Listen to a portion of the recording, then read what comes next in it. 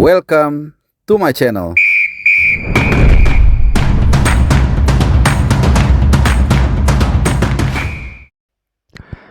Salam sehat dan juga selamat hari Rabu buat kalian semua teman-teman pecinta sepak bola, khususnya Timnas Indonesia dan juga penonton setia channel Bung Harpa. Apa kabar kalian semua? Mudah-mudahan dalam keadaan bahagia, dalam keadaan sehat juga dimanapun kalian berada, mau yang di Indonesia, dari Sumatera, Jawa, Kalimantan, Bali, ya Sulawesi, Maluku, NTT, Papua dan seluruh teman-teman yang ada di dunia, bahkan ya yang sering juga memantau dan memberikan lokasi kalian, domisili kalian. Ya, di kesempatan kali ini gak usah berlama-lama, kita langsung aja membahas yang lagi ramai. Ada berita dalam 24 jam terakhir soal pembajakan. Ya, tapi yang dibajak bukan penumpang pesawat atau bukan pesawat, melainkan sosok manusia. Ya, gue bikin judul ini memang untuk ya membuat sedikit lebih dramatis lah. Tapi memang situasinya juga dramatis juga ya, karena ini menyangkut juga dengan kelangsungan masa depan tim nasional Indonesia. Ya, sosok yang kita maksud tentunya sekali lagi kalian tahu nama lengkapnya adalah Matthew Sitorus Baker. Ya, ini kita tahu semua pemain yang sangat cemerlang dan bisa jadi merupakan backbone masa depan tim nasional Indonesia. Dan kemarin memang sudah dipanggil oleh Coach Nova Arianto di ajang Piala AFF ya Under 16, dan diproyeksikan nanti akan menjalani kualifikasi Piala Asia Under 17 bulan Oktober mendatang. Tapi ya seperti di bridging gua awal, ini tiba-tiba ada berita yang menghebohkan.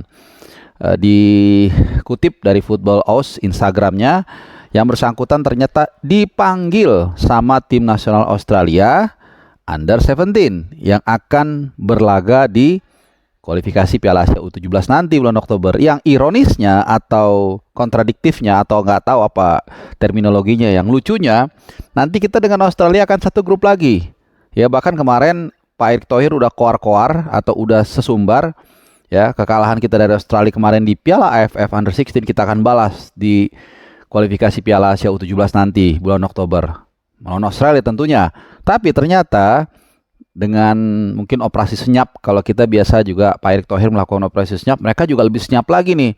Nggak ada angin, nggak ada hujan, tiba-tiba boom ya, Matthew Sitorus Baker ini dipanggil masuk ke dalam 24 squad ya, yang U17 mereka yang dipersiapkan untuk kualifikasi Piala Asia nanti U17 tentunya ya, kita bicara U17.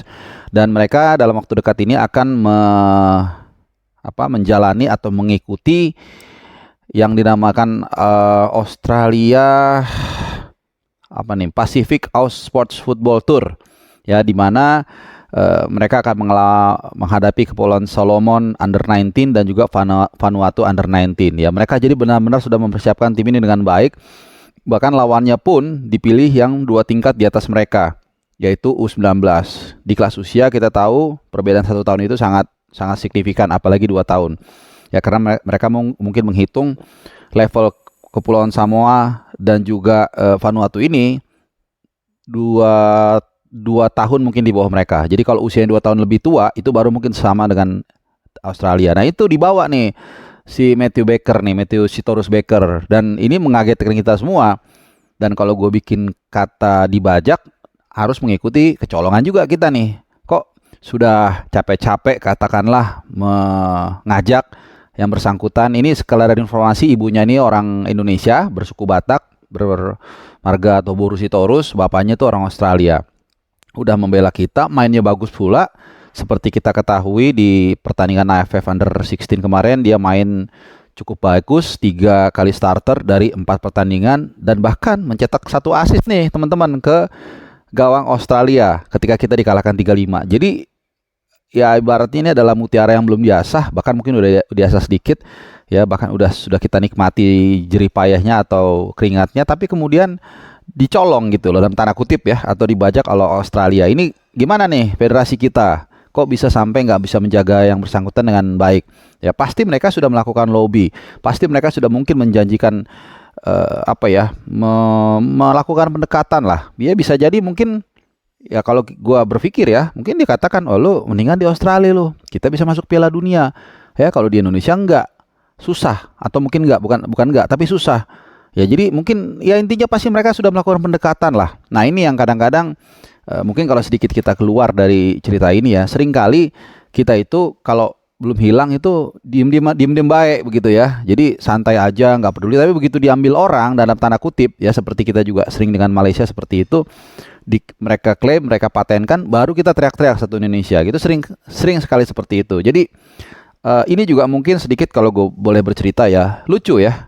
Kalau masih ada sebagian dari pengamat atau influencer atau bahkan netizen Indonesia yang meributkan soal keturunan atau nggak keturunan ya. Ketika kita meributkan itu, Australia dengan santai aja mereka katakanlah mengambil kembali Matthew Baker ya. Bahkan di Australia sendiri banyak sekali keturunan imigran dari Eropa ya. Ya kalau kita ingat dulu Mark Bresciano itu keturunan Itali, kemudian juga Mark Viduka keturunan dari Kroasia, banyak lah. Schwarzer keturunan dari Jerman, Mark Schwarzer kiper mereka dulu. Jadi ini juga mungkin menjadi satu titik balik atau tonggak kita untuk jangan juga terlalu meributkan soal keturunan nggak keturunan ya. Semua kalau kita diambil DNA ini juga mungkin ada keturunan dari etnis lain di Indonesia ya. Oke, balik lagi soal kecolongan dan juga pembajakan ini. Ya, gua rasa sekarang udah kasak kusuk nih. Ya, mungkin Bang Arya Sundilingga sebagai tangan kanan dari Erick Thohir atau PSSI, Pak Erick Thohir sendiri dan mungkin beberapa jajaran pasti mereka sudah meeting, sudah mungkin mencoba mencari solusi. Bagaimana nih untuk mengatasi masalah ini? Karena Matthew Baker ini penampilannya sangat bagus dan menurut gue dia juga bernaung di klub yang sangat menjanjikan. Ini pemain saat ini membela under 18 Melbourne City. Ini adalah jaringan enterprise dari Manchester City yang punya silabus kita lihat sangat luar biasa ya. Kalau kita lihat di Girona itu juga punya City, kemudian Mumbai, kemudian Manchester City, New York City, banyak lagi klub-klub di dunia ini yang katakanlah berada di bawah naungan dari Manchester City ya, dengan sumber daya informasi, sumber daya silabus, football science dan sebagainya yang memang sangat mendukung untuk perkembangan grassroots ya. Seperti contoh kita lihat di City kan sudah semakin banyak pemain-pemain, mereka bukan hanya beli ya tapi juga mengembangkan pemain muda mereka. Phil Foden dari sana, Cole Palmer juga dari sana, bahkan juga yang baru Oscar Bob dan lain-lain ini juga lahir dari akademi City. Jadi kembali lagi kepada Matthew Baker, gua rasa ini perlu dilakukan ya. Kalau dulu kita ingat pembajakan Wailoya, harus ada juga operasi pembebasan. Ini dia. Jadi kita kritik PSSI yang lengah dalam hal ini, tapi juga kita dukung. Ya, kita dukung mereka untuk mengambil langkah yang strategis, langkah yang cepat juga untuk jangan sampai kita kecolongan ya. Mutiara-mutiara seperti ini jadi membela atau lari ke klub lain. Oke. Itu semoga Matthew Baker kembali ke pangkuan Indonesia dan semoga nanti dia bisa bermain membela tim nasional U17 di ajang kualifikasi Piala Asia U17 nanti bulan Oktober. Oke, terakhir penutup sedikit gue mau nambahkan supaya nggak terlalu Matthew Baker sentris. Ya juga ada informasi yang sedang hangat terkait dengan pemilihan venue kualifikasi Piala Dunia. Ini yang senior ya kita bahas ya, round 3 di mana bulan Oktober nanti kita akan berhadapan dengan China. Kita akan away ya, tapi kemudian menarik karena katanya kita sengaja dipilih lokasi yang jauh ya, yaitu di Qingdao. Tapi kalau gue boleh sedikit berbeda pandangan dengan mungkin pandangan banyak orang atau Pak Ketua PSSI, sebenarnya ini nggak jelek-jelek banget ya. Kalau gua routing tadi, ternyata ini namanya Qingdao Youth Football Stadium, adanya di kota Qingdao. Ya, markas juga dari klub Qingdao Hainao FC. Ini kapasitasnya pertama cukup besar, teman-teman. 50.000 tempat duduk. Kemudian ini stadion baru, teman-teman. Dibangun 2020, kemudian digunakan inaugurasi 2023. Ini jadi super brand new. Ya, gua nggak tahu ya. Kalau dibilang jauh kan kita bukannya kita misalnya ke Beijing terus naik kendaraan ke sana, enggak, direct flight lah. Flight ke sini pun ada, nggak terlalu mahal, simple gitu ya. Dan ya kalau gue mungkin agak berbeda ya. Mungkin gue lebih ngelihat memang ada beberapa fenomena dalam beberapa waktu belakangan ini, ajang-ajang olahraga itu mulai disebar ke kota-kota yang bukan umum. Seperti kemarin misalnya Asian Games itu di Guangzhou dan perhelatannya sempurna, bagus dengan 3D dan segala macam. Gue siaran juga kebetulan waktu itu penutupannya.